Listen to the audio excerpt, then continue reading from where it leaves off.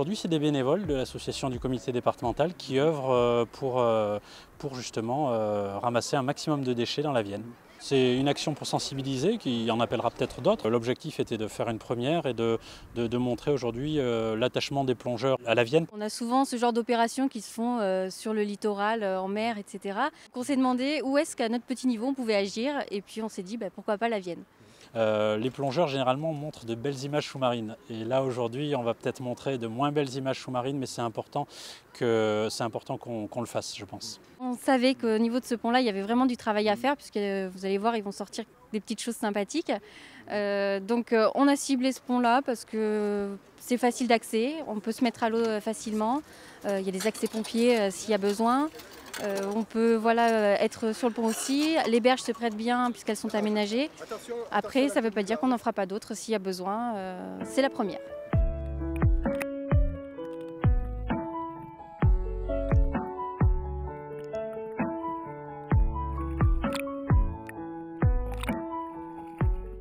Moi, je leur tire mon chapeau. Ouais. Vous connaissez bien ce quartier, vous? J'habite à Bord-de-Vienne. J'ai dit, ça fait 20 ans que l'on a repris les fêtes. Tous les ans, même à Montagne-la-Garde, les barrières, les parpaings, les brouettes, tout va à l'eau. On a déjà quelques infos. Les pompiers plongent pour leur travail assez régulièrement dans la Vienne. On sait qu'on a des barrières de chantier, on sait qu'on a des panneaux de signalisation, des parpaings et autres. Il y a un coffre-fort aussi qui est vide malheureusement, mais il y a un coffre-fort qui a été jeté par Subo.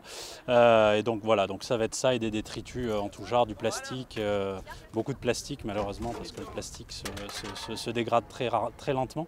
Et donc on va essayer d'en ramasser un maximum. Il y a 60 licenciés plongeurs qui sont là aujourd'hui, plusieurs équipes, des équipes donc en immersion qui sont en train d'œuvrer derrière nous, des équipes qu'on a appelées hors d'eau qui vont faire le relais en fait entre ce que les plongeurs vont ramasser et les bennes qui ont été mises à la disposition par la mairie. On fait des rotations de 45 minutes, étant donné que l'eau est particulièrement froide quand même et que c'est relativement pénible. Alors donc on tourne comme ça, voilà. Puis il faut bien y aller qui remontent le matériel. Ah oui, bien sûr. Et alors donc quand on n'est pas dans l'eau, on aide aussi à l'extérieur pour retirer toutes les saloperies qui sont dedans.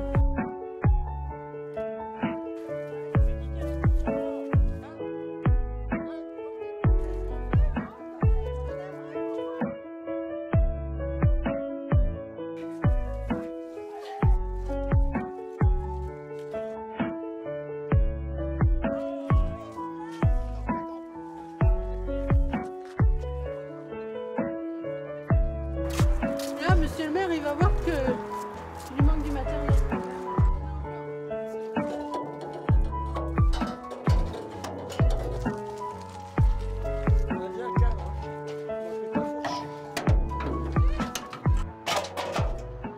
Le comité départemental de Haute-Vienne regroupe 13 clubs de Haute-Vienne aujourd'hui. C'est 600 plongeurs actifs régulièrement.